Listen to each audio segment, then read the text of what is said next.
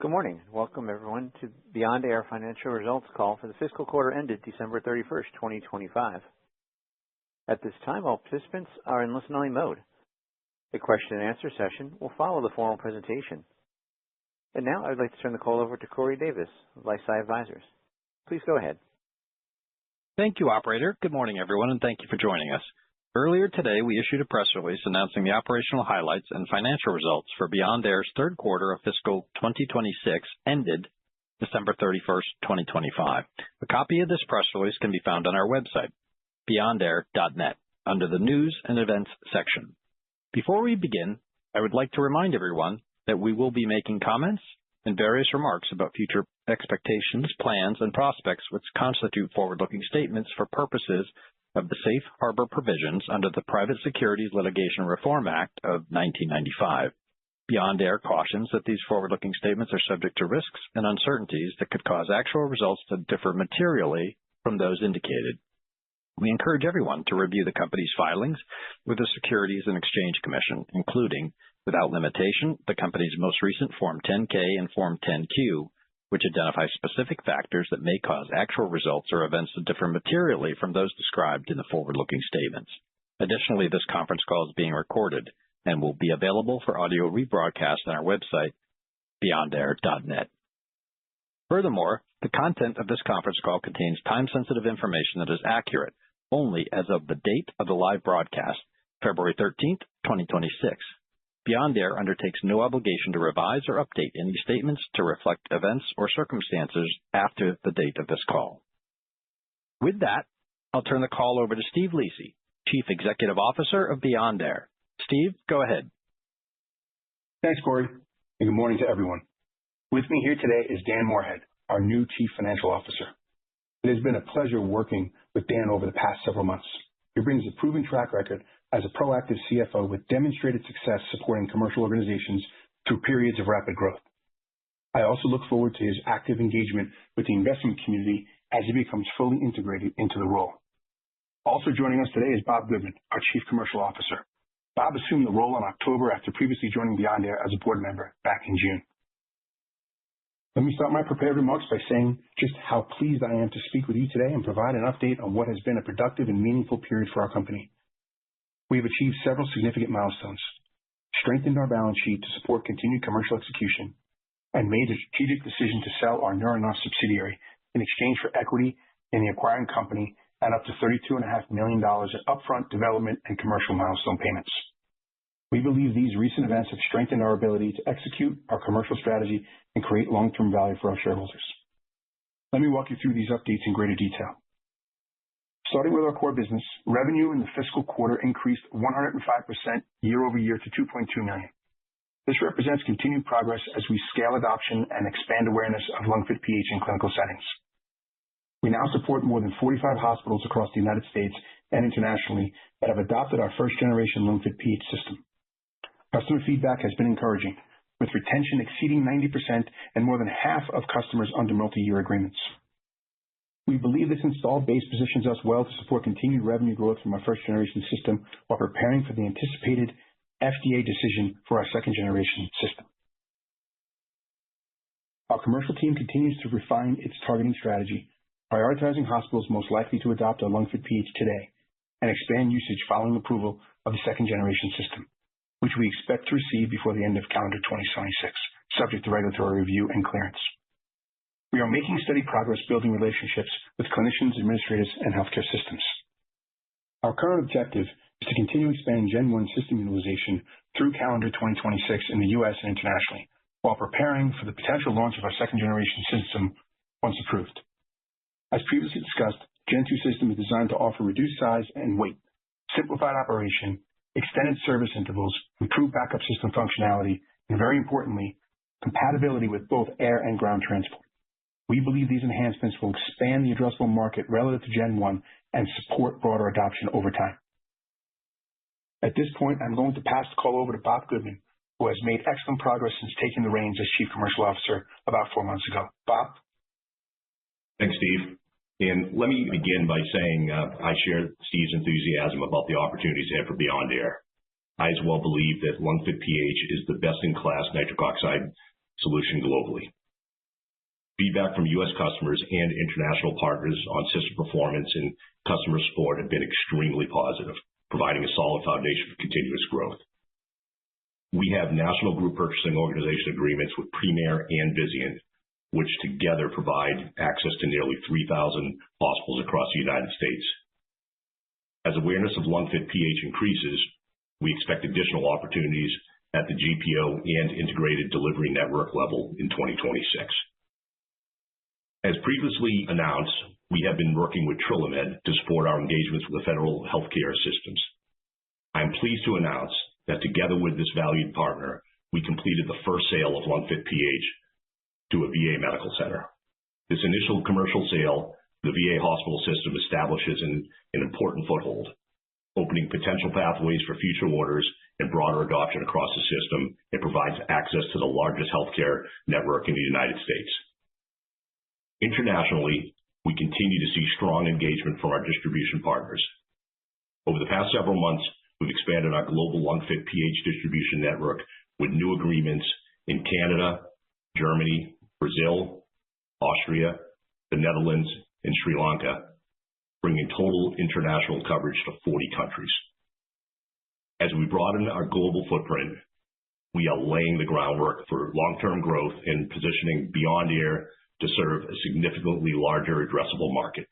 It is important to note that we are live in a few hospitals with LungFit PH and have already begun to see repeat orders for accessories from several countries.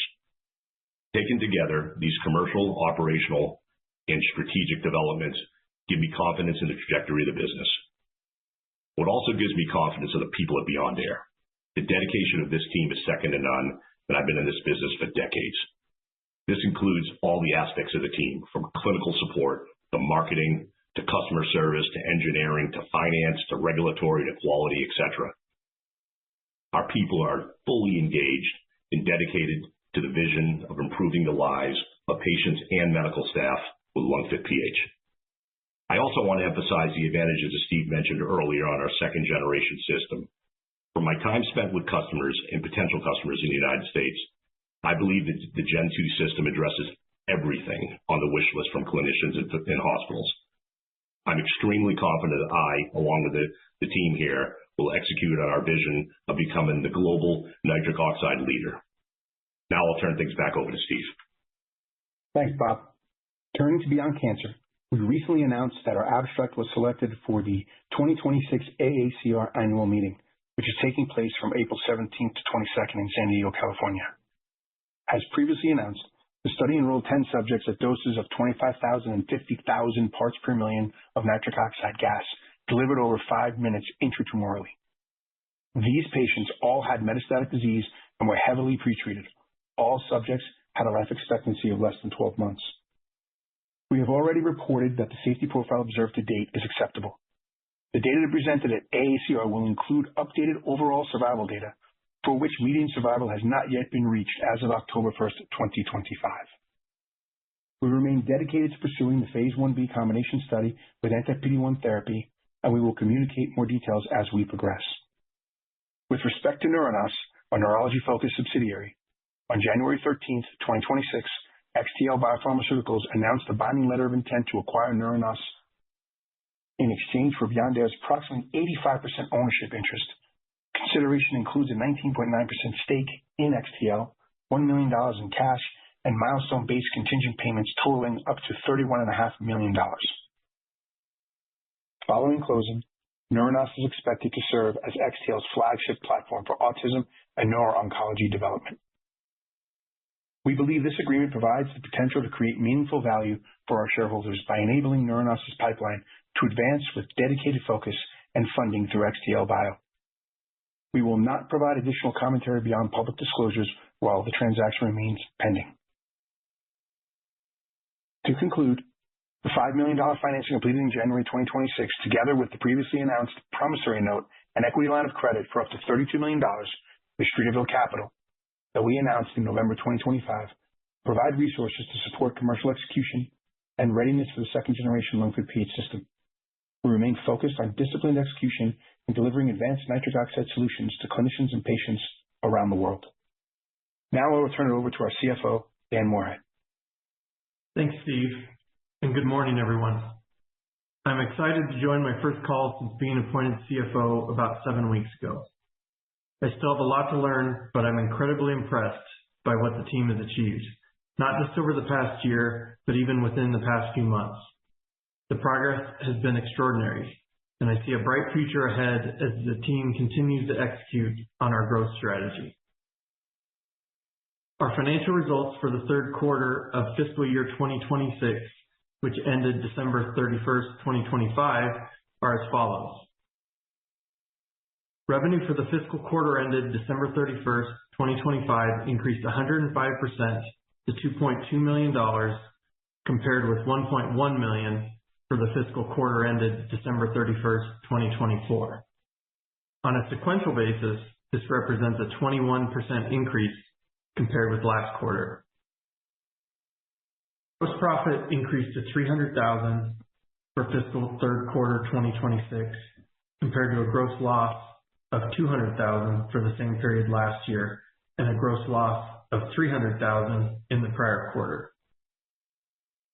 Turning to operating expenses, we continue to see reductions across SG&A, R&D, and in our supply chain as a result of cost reduction initiatives taken in the past 12 months, as well as the decrease in R&D costs related to our Gen 2 device, which are mostly behind us since the PMA was filed with the FDA. Total operating expenses for the fiscal third quarter of 2026 were reduced to approximately $6.9 million, which is down from $10.7 million for the same period last year. This translates to a 36% reduction year over year and a greater than 60% reduction from the high of $17 million at its peak. Research and development expenses were $2.4 million for fiscal third quarter of 2026 as compared to $3 million for the same period last year. As I mentioned earlier, the year-over-year decrease was primarily driven by lower development costs associated with our Gen 2 device, with the remaining reduction attributable to a decrease in headcount and related costs. SG&A expenses for the quarters ended December 31st, 2025 and December 31st, 2024 were $4.5 million and $7.7 million, respectively, a decrease of 42% year over year. Almost all of the decrease of $3.3 million was from a reduction in employee-related costs.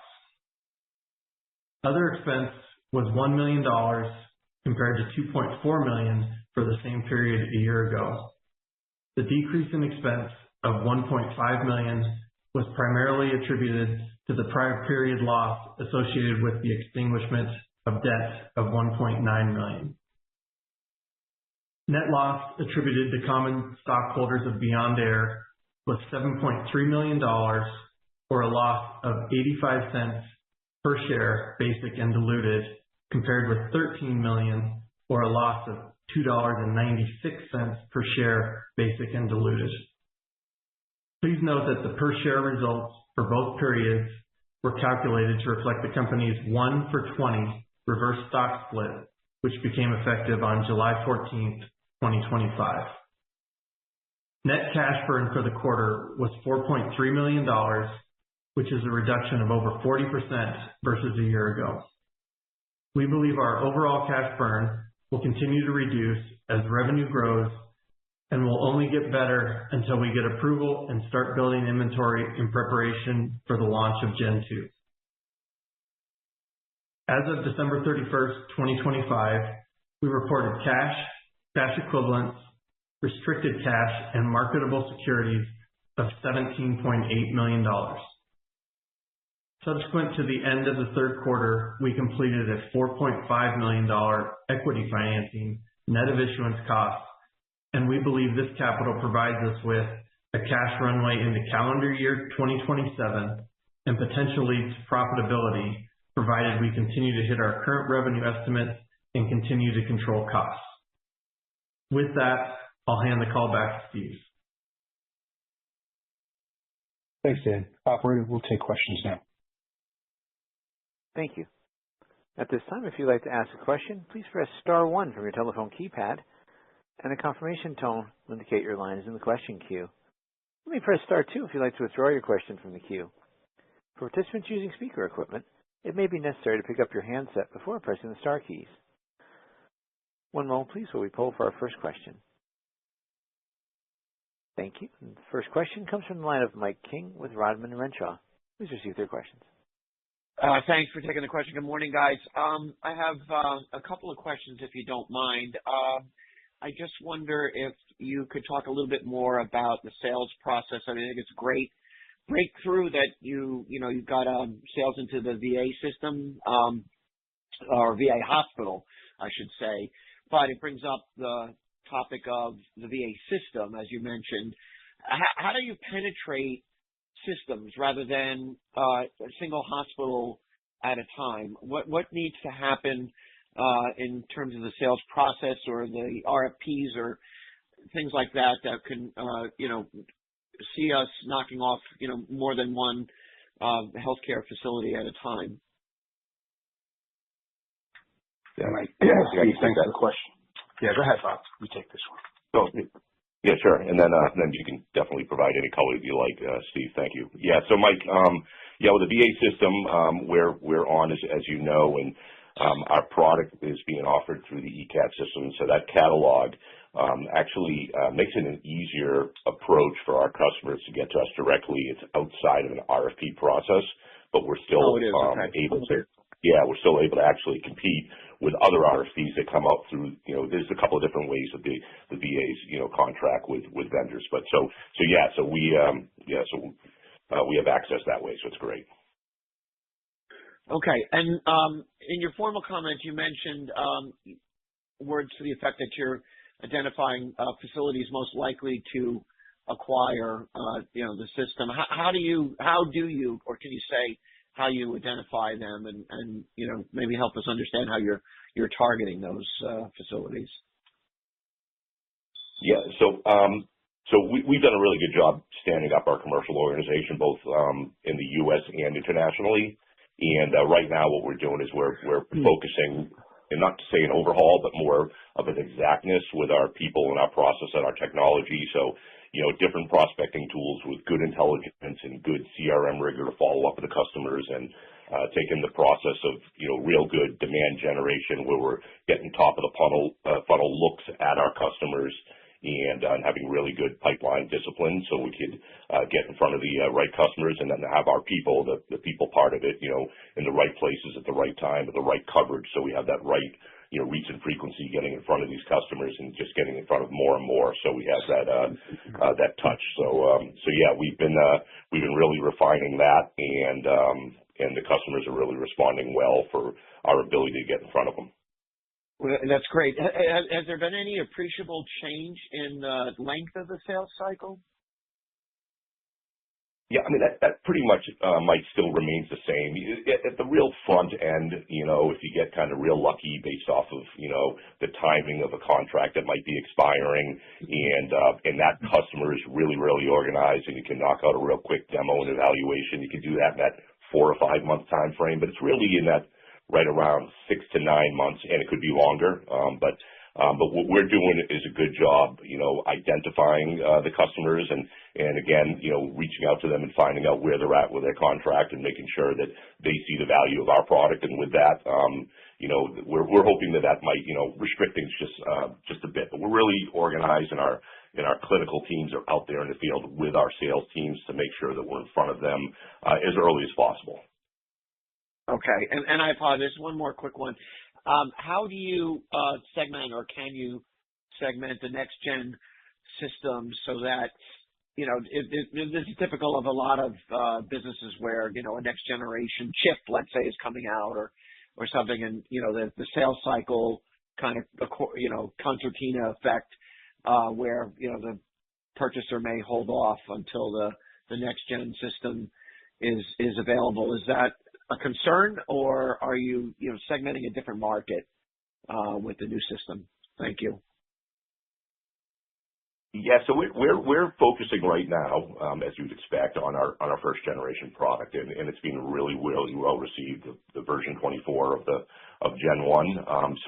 And we're focusing on the non-transport systems, okay, and we're being really well received there. As there's natural conversations within the market for the transportation systems, that's a later on Gen 2 conversation, and we're really kind of breaking away from those conversations, but being aware that these are, systems that are going to, want to be working with us in the future. Okay. All right. Thanks for indulging me, guys. You got it. Thanks, Mike. The next question is from the line of Marie Thibault with BTIG. Please proceed with your question. Good morning. Thanks for taking the questions, and welcome, Bob and Dan. Wanted to quickly just check in on any communications you've been having with the FDA on the Gen 2 process to speak to your confidence in the timeline. I think you said by end of calendar year. And then what will be needed to do post-clearance in terms of building inventory, kind of a timeline we might think about before you can go into a formal launch and ramp. Okay, thanks, Marie. Well, I'll comment on the FDA side. So we've been having fairly constant communication with FDA, and we're very happy with the interaction. We don't really see any major hurdles. Everything the FDA has asked for, we'll provide them. Shouldn't be a problem, and I'm sure the process will continue with the FDA, and we'll continue to answer the questions as we go forward. We still are waiting on the work to be completed with our contract manufacturer so we can be inspected. And that's essentially, in our minds, what the gating factor will be from a timing perspective. So we feel highly confident in the timelines that we provided, given the state of affairs today. I don't know if I gave you the answer you needed, or if there's other things you want to ask. Yeah, that's great to hear. Thank you for that, Steve. And then I guess I'll ask a quick follow-up here on the international side. I know you've got some great partnerships and some efforts going on there. So any wins or any catalysts to think about on the international side? And thanks for taking the question. Sure. Bob, you want to take the international question? Yeah, sure. So we have had some recent wins, which is great. I think, as you know from the past calls, it was all about setting up and getting our distributors armed with our demo devices so they get in front of the systems. But then there's the whole part of the process with whether it's Europe or Middle East or Australia, where it's mostly tenders, compared to the UK or Portugal, where there's, a national frame, or, you get that hunting license like Germany and APAC, where you can go direct. So with all those different regions, we've had wins. And on top of having wins, we're now actually seeing customers reorder filters. So, the product is being deployed into hospitals now, which is great. And we're starting to, again, get that stickiness. So it's fantastic. All right. Thank you so much. Thanks, Marie. Our next question is from the line of Justin Walsh with Jones Trading. Please proceed with your question. Hi, thanks for taking the question. Wondering if you can provide any color on what attracted XTL Biopharmaceuticals to be interested in the NeuroNose opportunity, and then how I guess collaboration or working with them will look going forward, given that you still have a stake in that company. Oh, thanks for the question. So, Justin, look, XTL was, it was, a company looking for an asset, and there were multiple choices for them. And I think what excited them about this opportunity is the science. I mean, there's been two papers, landmark papers, published about the work done by Dr. Amal, who's the scientist, and the innovator behind this approach to treating autism, as well as glioblastoma. Just want people to recognize that the functions of nitric oxide in the brain are numerous. So I think that's what attracted them to this. There's a clear path to human studies. I think a lot of the work that's been done by the NeuroNose team has given that clarity to anybody who's taken a look under the hood. So I think it's just a matter of providing the FDA what they require, which is pretty straightforward. It's just a matter of getting that work done. So with XTL coming up with funding, they'll be able to bring this into humans. So I think the attractiveness was great science, clear path to human trials, and as everyone on this call probably knows, translating efficacy from rodents to humans is something that's difficult to predict, but we'll find out. And I think that's what attracted them. We're going to get there and do that study and figure out if the efficacy translates. And if it does, we're looking at a potential treatment for autism and glioblastoma at this point. So it's very exciting. Just a little bit early for Beyond Air to maintain and fund. So this is why the transaction was done, and we're very happy that a lot of this transaction for Beyond Air is us getting a 20% stake in the new entity. That's the confidence we have that this is going to be in human trials. And we have confidence on the safety side for sure. And the efficacy side, we'll see what happens. Got it. Thanks. The next question is from the line of Jason Colbert with David Borrell Capital. Please proceed with your questions. Good morning, guys. Can we talk a little bit about COGS and how COGS performed in the quarter and over the next couple of years? What do you think a sustainable COGS is? Dan, you want to take that one? Sure. We tend to see Gen 1, again, we think we're and Steve can help me on this. I'm still pretty new on it, but, we expect COGS long term as we get to scale, in the 60% range and moving up towards 70 with the Gen 2 product. But in the near term, again, with revenue levels growing, but growing at a more moderate pace until we hit the Gen 2 launch, again, I think you're going to see it pretty close to that, what you saw in Q3 and continue to grow from there. But long term, I think that gives you a little profile, and I'm guessing you guys have possibly talked about that in the past as well. And just to follow up on what Dan said, if you don't mind. I think Dan's right in what he says, but I would, there are a couple of factors, and like Dan said, he's barely 2 months in. There are a couple of factors that we're still trying to figure out with respect to the margin and that would be from a pricing side of the market. So I think, that goal of 70% with the Gen 2 is a great goal. That's target, if it's 65 to 65, that's not the end of the world for us, but I think that's our target, and I think we'd like to hit it. And, target with Gen 1 would be to get close to 60, but again, I think a Gen 1, is more of a 50s type thing. But again, it's going to depend on how the price shakes out in the market at the end of the day. And, that remains to be seen. Okay, so you had to follow up. Jason, go ahead. Yeah, very helpful. Can you talk also about SG&A and how sensitive the sales cycle would be to, increasing SG&A, hiring additional salespeople? How does that impact kind of revenues? What I'm trying to do is get a handle on, more capital deployed in SG&A. Does that translate into more revenues?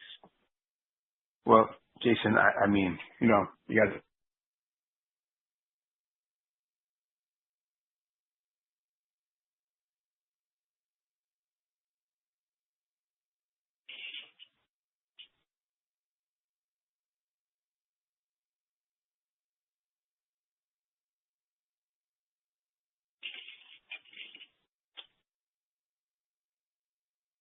Thank you. The next question is from the line of Yale Chen with Needlaw. Please proceed with your question. Good morning, and thanks for taking the questions. Just in the press release, it mentioned that for the Gen 2, they had the potential of extending the service intervals. Could you elaborate a little bit more on that specific aspect?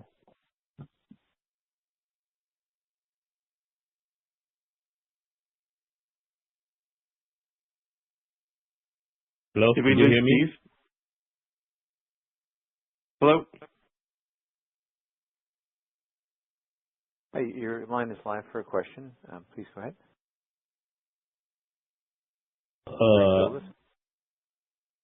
Yes, I am. Thank you. Hello, can you hear me?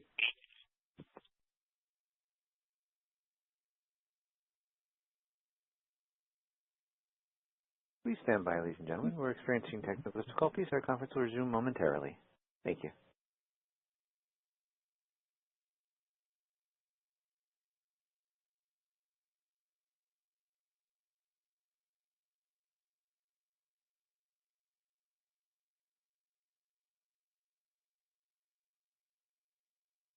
Please remain on the line. Our conference will resume momentarily.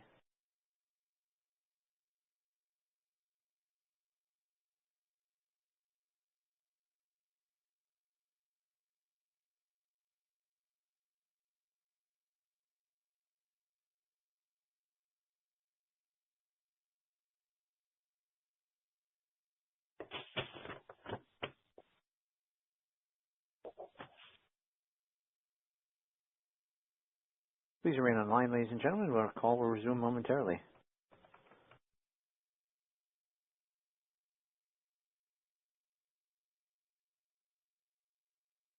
Thank you. Steve, you're now reconnected. Please continue. Caller, please go ahead with your question. Sure.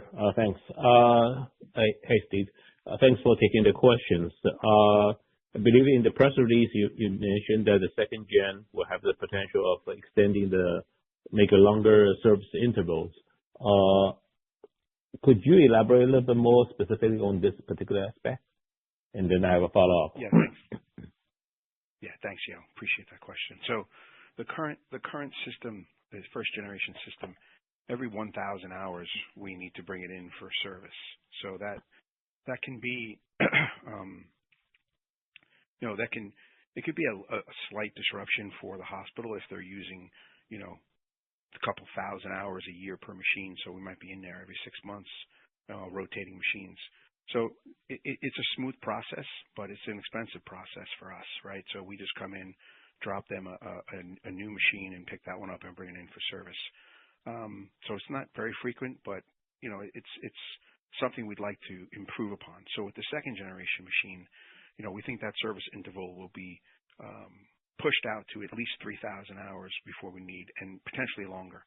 So testing is still going on. We haven't reached that juncture yet where the reliability testing that we're doing has stopped. So it's still ongoing. So we're past the 3,000 hour mark at this point, which means it's at least 3 times longer before we have to go in. So if we were going in at a hospital, let's say we're going in every 10 months, now we're going in every 30 months on average before we have to swap out the machine. So that's it's certainly better for the hospital from that standpoint, although I don't think the swap outs are really a problem for them because our team does a great job and it runs so smooth. But from a gross margin perspective, I think that's the impact that you heard about earlier on a question when Dan and I were responding to the gross margins between Gen 1 and Gen 2. Okay, great. And maybe just attach on that to this one a little bit, which is that would this be needed? You mentioned you're still testing for maybe even longer, interval for the service needed. Would that be required before you submit or for the Gen 2 review, or that's something that could be the Gen 2 review without having this particular aspect?